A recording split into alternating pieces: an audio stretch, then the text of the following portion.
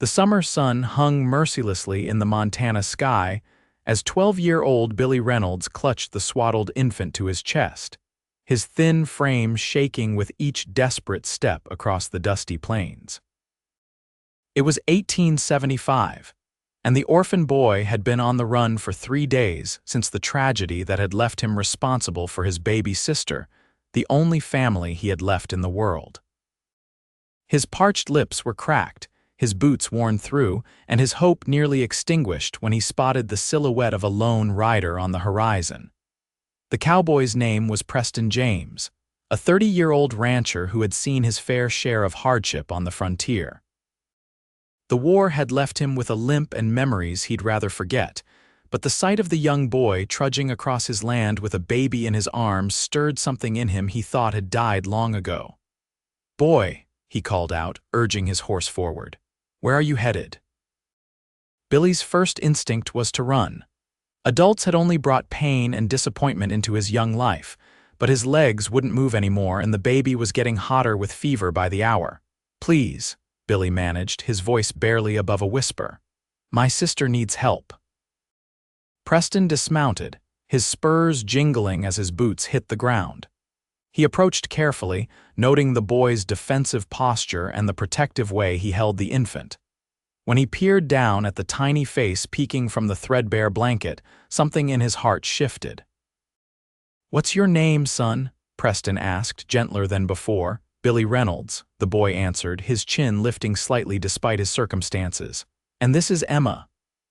"Where are your folks?" Billy's eyes darkened. "Dead. Fever took ma last week. Pa's been gone 2 years now." Preston nodded, understanding all too well the cruelty of frontier life. He looked across the vast emptiness surrounding them, then back to the children, one barely clinging to life, the other barely hanging onto hope. "You both belong with me now," Preston said, the words coming out before he'd even realized he was thinking them. Billy eyed him suspiciously. "Why would you help us? You don't even know us." Preston smiled sadly. "Sometimes, boy, life gives you a chance to do right when everything else has gone wrong." He helped Billy onto his horse, carefully placing baby Emma in the boy's arms before mounting behind them. As they rode toward Preston's ranch, none of them could have imagined how their lives were about to change forever, or that, 8 years later, the real story would begin. Spring 1883, Montana Territory. 20-year-old Billy Reynolds adjusted his collar in the small mirror hanging in what had become his bedroom 8 years ago. The ranch house had grown from a modest cabin to a respectable home under Preston's careful management and Billy's increasingly capable assistance. What had begun as an act of charity had evolved into a true family, though not by blood.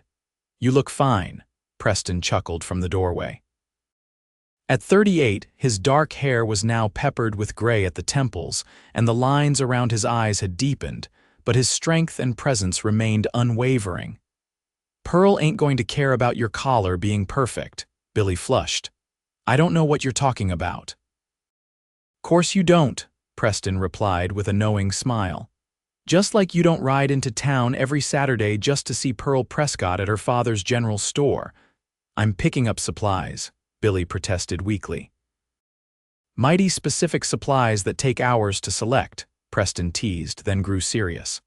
"She's a fine young woman. Her father's a good man, too." Billy nodded, thinking of Pearl's honey blonde hair and the way her eyes crinkled when she laughed. At 18, she was the most beautiful girl in the territory as far as he was concerned. But Billy also knew that, as the daughter of one of the more prosperous merchants in town, she could have her pick of suitors. "Emma's waiting for you," Preston said, changing the subject. "That girl's more impatient than a cat in a rainstorm." Billy grinned, thinking of his now 8-year-old sister who had no memory of their biological parents. To Emma, Preston was Pa. And while Billy had initially resisted such familiarity, he too had come to see the rancher as the father figure he desperately needed. Downstairs, Emma bounced excitedly in her Sunday dress. "Billy, you promised to take me to town today." "And I am," Billy assured her, ruffling her hair. just as soon as Preston gives me the list of things we need." Preston handed over a folded piece of paper, got it all written down, and I added a few extra dollars, thought Emma might want some candy. Emma's eyes lit up, and Billy couldn't help but smile at Preston's constant generosity. The man had taken in two strangers and given them not just a home, but a life filled with love and opportunity. Billy had worked alongside Preston, learning every aspect of ranching, and now managed much of the day-to-day operations himself. "We'll be back before supper," Billy promised, leading Emma outside to where their wagon waited. The ride into town was filled with Emma's endless chatter about school and her friends, and the new foal born on the ranch just days earlier. Billy listened with half an ear, his thoughts drifting to Pearl and whether she'd be working in the store today. Timber Creek had grown considerably in the 8 years since Preston had brought them home.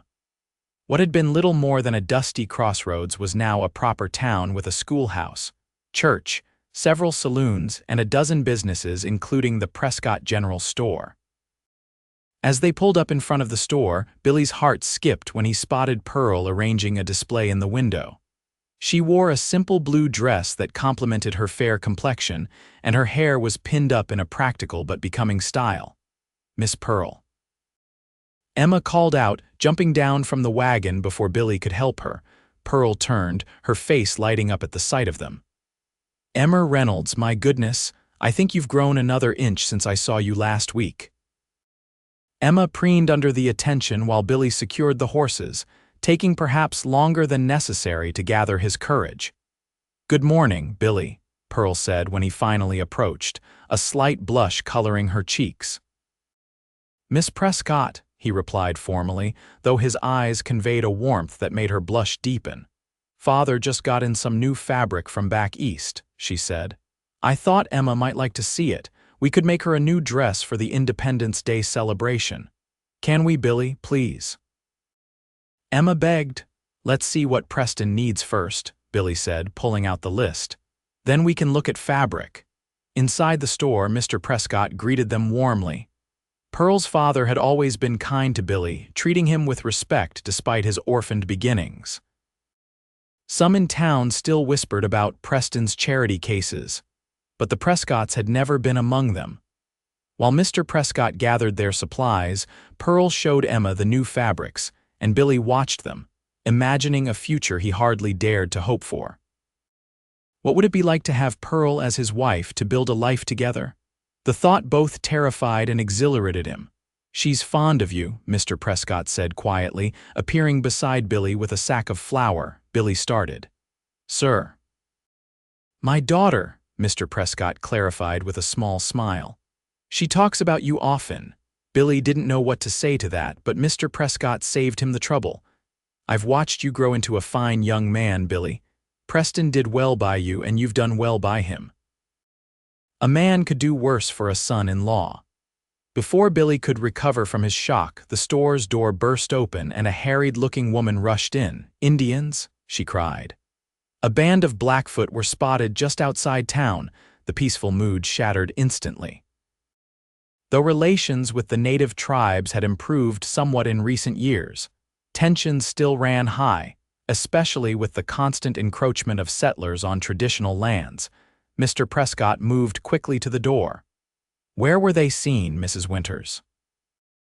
"Near the East Creek," she replied, wringing her hands. "My husband rode out with some others to investigate."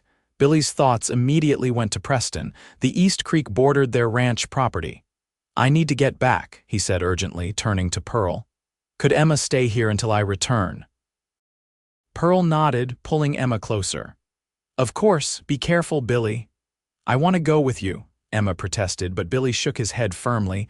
"Not this time, Em. I need to know you're safe." He knelt down to hug his sister, then exchanged a look with Pearl that contained all the words he couldn't say aloud. With a nod to Mr. Prescott, he hurried out to the wagon. The ride back to the ranch was tense, Billy pushing the horses harder than he normally would. When he crested the final hill and saw smoke rising from the direction of their home, his blood ran cold. The ranch house itself appeared intact, but one of the outer barns was ablaze. As Billy approached, he could see Preston and their ranch hands fighting the fire with buckets from the well. "Preston," Billy called, jumping from the wagon and running to join them. "Billy," Preston acknowledged, his face streaked with soot. "Where's Emma?" "Safe in town with the Prescotts." "What happened?" Preston passed his bucket to another worker and pulled Billy aside. "Not Indians, if that's what you're thinking. Rustlers, more like. They set the fire as a distraction while they tried to make off with some of our stock." "Did they succeed?"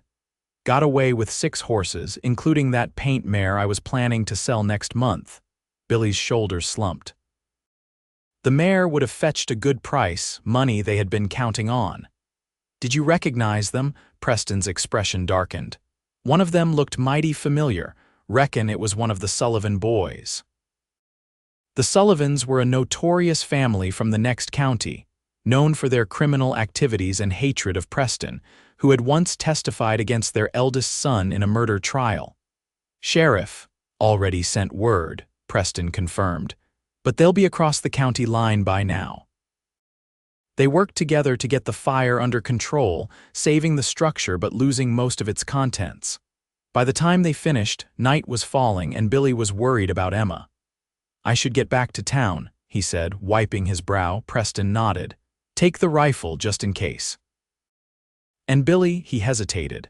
"Thank you for coming back to help."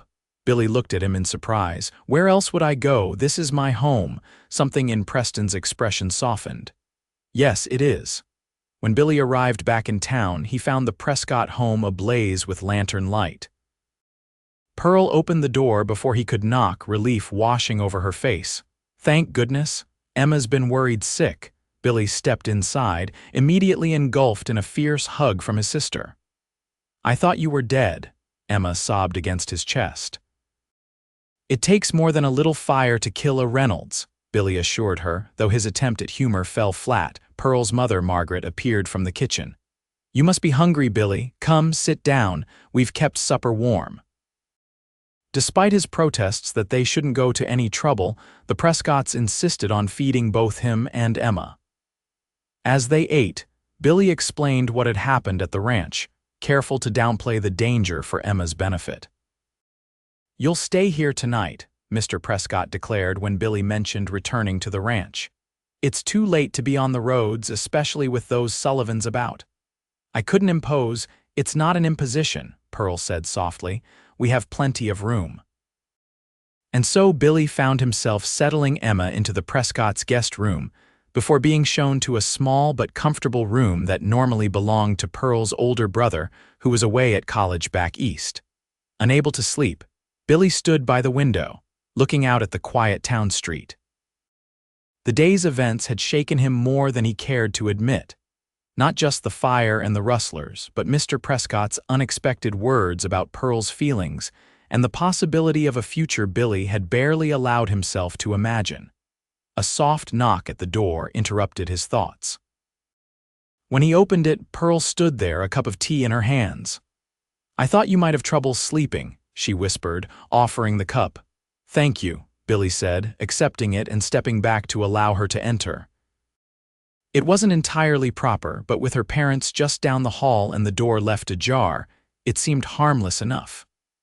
"I was worried about you today," Pearl admitted, sitting on the edge of the bed while Billy leaned against the windowsill. "I was worried about me too," he said with a small smile, then grew serious. "Pearl, your father said something today that I can't stop thinking about." She looked up at him, her expression curious but guarded. "Oh," he suggested, "that you might have feelings for me." Pearl's cheeks flushed pink, but she didn't look away. "My father talks too much." "Is it true?" The directness of his question seemed to surprise her, but after a moment she nodded. "Yes." Billy set down his tea and moved to sit beside her on the bed, his heart pounding. "I've been sweet on you since I was 16 years old, Pearl Prescott." "I know," she said with a smile. "You weren't very subtle," he laughed softly, "and here I thought I was being so careful." "Why?" she asked. "Why be careful?" Billy's smile faded. "You know why. I'm an orphan boy taken in by Preston's charity. I don't have a name or money of my own. Your father could want better for you." Pearl reached out and took his hand. My father wants me to be happy, and you make me happy, Billy Reynolds. Besides, you've made something of yourself. Everyone knows Preston couldn't run that ranch without you now. The warmth of her hand in his gave Billy courage. I'm going to ask Preston for a proper partnership in the ranch. He's mentioned it before, but I've been hesitant. If I had that a real stake in something worthwhile, would you? Could you see a future with me? Pearl's eyes shone in the dim light. I already do. The moment was perfect, and when Billy leaned forward to kiss her, Pearl met him halfway. It was a brief, sweet kiss there first, but it contained all the promise of the future they both hoped for. I should go, Pearl whispered after they'd pulled apart, before my mother comes looking for me. Billy nodded, but he caught her hand as she stood. Pearl, thank you for believing in me. She smiled, squeezing his hand before slipping out the door. The next morning, Billy took Emma home to find Preston sitting on the porch, rifle across his knees. The older man looked exhausted but managed a smile when he saw them. Any trouble? Billy asked as he helped Emma down from the wagon. Preston shook his head. Quiet night. How were the Prescotts? Very hospitable, Billy replied, unable to keep a certain softness from his voice when he thought of Pearl. Preston's eyebrow rose. That's so. Emma, oblivious to the undercurrents, ran up to hug Preston. Mr. Prescott let me have 2 pieces of pie, and Mrs. Prescott said I could come visit any time. Did she now? Preston chuckled, ruffling Emma's hair. Why don't you go check on that new foal? I need to talk to your brother. When Emma had scampered off, Preston turned to Billy with a serious expression. I've been thinking, son, it's time we made some changes around here. Billy tensed, uncertain what this meant. What kind of changes? The legal kind, Preston said, pulling a folded document from his pocket. I rode into town at first light and had Judge Wilson draw this up. It's a partnership agreement. Equal shares in the ranch between you and me. Billy stared at the paper, then at Preston. I don't know what to say. Say yes, Preston said simply. This ranch is as much yours as mine now. You've earned it. But why now? Preston's eyes crinkled at the corners. Because I saw the way you looked at Pearl Prescott last Sunday at church, and I know that look. A man needs something of his own when he's thinking of starting a family. Billy felt heat rise to his face, but he couldn't deny it. I was going to talk to you about that. No need, Preston said, standing and clapping Billy on the shoulder. You're the son I never had, Billy. Everything I have is already yours in my heart. This just makes it legal.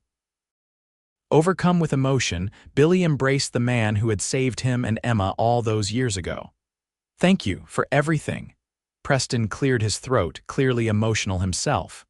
Well, now that's settled, we've got work to do. Those horses won't replace themselves. The next few weeks were busy ones. With the partnership official, Billy took on even more responsibility at the ranch while Preston dealt with the sheriff regarding the rustlers. The Sullivan boys were eventually caught trying to sell the stolen horses in the next territory, bringing a measure of justice that eased everyone's minds. Billy and Pearl's courtship progressed steadily, with formal Sunday dinners at the Prescott home and chaperoned walks after church. Emma was delighted with the development, having adored Pearl from the first time they met. As summer reached its peak, preparations for the town's Independence Day celebration were in full swing. The event would feature a picnic, dancing, and fireworks brought in specially from Denver. It promised to be the social highlight of the season, and Billy had plans to make it even more memorable. You're sure about this? Preston asked as he watched Billy polish his best boots the night before the celebration. Never been more sure of anything, Billy replied, his eyes gleaming with determination. Preston nodded approvingly. Your mother and father would be proud of the man you've become, Billy. I know I am. That means a lot coming from you, Billy said softly. You know, I've never said it properly, but thank you for taking us in that day, for giving us a home. Best decision I ever made, Preston said simply. The Independence Day celebration dawned bright and clear. The entire town gathered in the field beside the church, where tables groaned under the weight of food brought by every family. Red, white, and blue bunting decorated the makeshift dance floor, and children ran about with sparklers as musicians tuned their instruments. Billy found Pearl helping her mother arrange pies on one of the tables. She wore a new dress of pale yellow that made her hair shine like gold in the sunlight, and for a moment, Billy just stood watching her, struck anew by her beauty. Emma broke the spell, running up to tug at his sleeve. "Billy, Mr. Jacobs is going to start the three-legged race soon. You promised to be my partner," Billy laughed, allowing his sister to drag him away, but not before exchanging a meaningful look with Pearl. "Later," he mouthed, and she nodded with a smile. The day passed in a blur of races, games, and feasting. Billy won the shooting contest, surprising no one given his years of hunting with Preston. Pearl's mother won the pie contest with her famous apple creation, and Emma tied for first in the spelling bee with the blacksmith's daughter. As evening approached and lanterns were lit around the dance floor, Billy found himself growing nervous. He patted his pocket for the 100th time, ensuring the small box was still there. The band struck up a lively tune, and couples took to the floor. Billy watched as Preston gallantly led Mrs. Prescott in a dance, the two of them laughing like old friends, which indeed they had become over the years. "May I have this dance?" Billy asked, appearing at Pearl's side and offering his hand. She smiled up at him. "I thought you'd never ask." As they joined the other dancers, Billy felt a sense of rightness that calmed his nerves. This was where he belonged here in this town, with this woman, surrounded by the family they had both created through love rather than blood. When the music shifted to a slower waltz, Billy drew Pearl closer. "Do you remember the first day we met?" he asked softly. Pearl nodded. "You came into the store with Preston. You were so thin and serious, and you kept your hand on Emma's shoulder the whole time, like you were afraid she might disappear if you let go." "I was," Billy admitted. "I couldn't believe Preston had taken us in, and I was sure it wouldn't last, that eventually he'd realize his mistake and send us away. But he never did." "No," Billy said, his eyes finding Preston across the dance floor. "He gave us a home when we had nothing, and now—" He took a deep breath. "Now I want to build a home of my own. With you." The music continued, but Pearl had stopped dancing, her eyes wide as Billy reached into his pocket and withdrew the small wooden box he had carved himself. Around them, other dancers began to notice and step back, creating a circle around the couple. Billy was vaguely aware of Emma's excited gasp and Preston's proud smile, but his focus remained entirely on Pearl's face as he knelt before her. "Pearl Prescott," he said, his voice steady despite the hammering of his heart, "would you do me the honor of becoming my wife?" He opened the box to reveal a modest gold ring with a small pearl set in the center, all he could afford, but chosen with great care. For a terrible moment, Pearl just stared at the ring, tears welling in her eyes. Then, with a sob that turned into a laugh, she nodded. "Yes, Billy Reynolds. Yes, I will marry you." The crowd erupted in cheers as Billy slipped the ring onto her finger and rose to kiss her, propriety be damned. Mr. Prescott approached, beaming, to shake Billy's hand and embrace his daughter. Mrs. Prescott was crying happy tears, and Emma was jumping up and down with excitement. Last to approach was Preston, who hugged Billy fiercely. "Your parents would be so proud," he whispered. Billy shook his head, looking into the eyes of the man who had raised him. "My parent is proud," he corrected. "That's all that matters to me." The celebration continued late into the night, now doubly joyous with the engagement announcement. As promised, fireworks lit up the sky, casting colorful light over the happy couples dancing below. "What are you thinking?" Pearl asked as she and Billy swayed gently to the music, her head resting on his shoulder. "I'm thinking about that day Preston found us," Billy replied thoughtfully. "How desperate I was, how certain that Emma and I were alone in the world, and now look at us." Pearl lifted her head to look into his eyes. "He said you both belonged with him, and he was right," Billy said softly, "just like I know you and I belong together. And Emma." Billy smiled, glancing over at his sister who was teaching Preston some complicated clapping game. "She belongs with all of us, one big, somewhat unusual family." "I wouldn't have it any other way," Pearl said, reaching up to touch his cheek. "I love you, Billy Reynolds." "And I love you, Pearl Prescott, soon to be Reynolds." They sealed the promise with a kiss as the final fireworks exploded overhead, illuminating the future that stretched bright and hopeful before them. October 1883 wedding day, the small church in Timber Creek had never looked more beautiful. Autumn leaves in brilliant reds and golds decorated the altar, and candles cast a warm glow over the assembled guests. Billy stood at the front, Preston beside him as best man, both men in new suits ordered specially from Denver. When the door opened and Pearl appeared on her father's arm, Billy felt his breath catch. Her dress was simple but elegant, adorned with lace her mother had preserved from her own wedding gown. In her hands, she carried a bouquet of late-blooming wildflowers that Emma had helped gather that morning. As Mr. Prescott placed Pearl's hand in Billy's, the orphan boy who had once held his baby sister in desperate arms now held the hand of the woman he loved, surrounded by the family that had chosen him.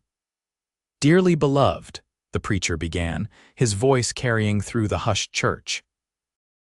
Billy and Pearl exchanged vows they had written themselves, promises of love and devotion that brought tears to many eyes in the congregation. When they were pronounced husband and wife, the cheers were so loud they could be heard all the way to the general store. The celebration afterward was held at the ranch, which had been transformed with tables, decorations, and enough food to feed the entire county. Preston had insisted on providing everything, calling it his wedding gift to the couple who would now live in the newly built addition to the ranch house, until they could construct their own home on the adjoining property that was part of Billy's partnership share. As the sun began to set, casting long golden shadows across the land that had become his home, Billy found a quiet moment with Preston away from the festivities.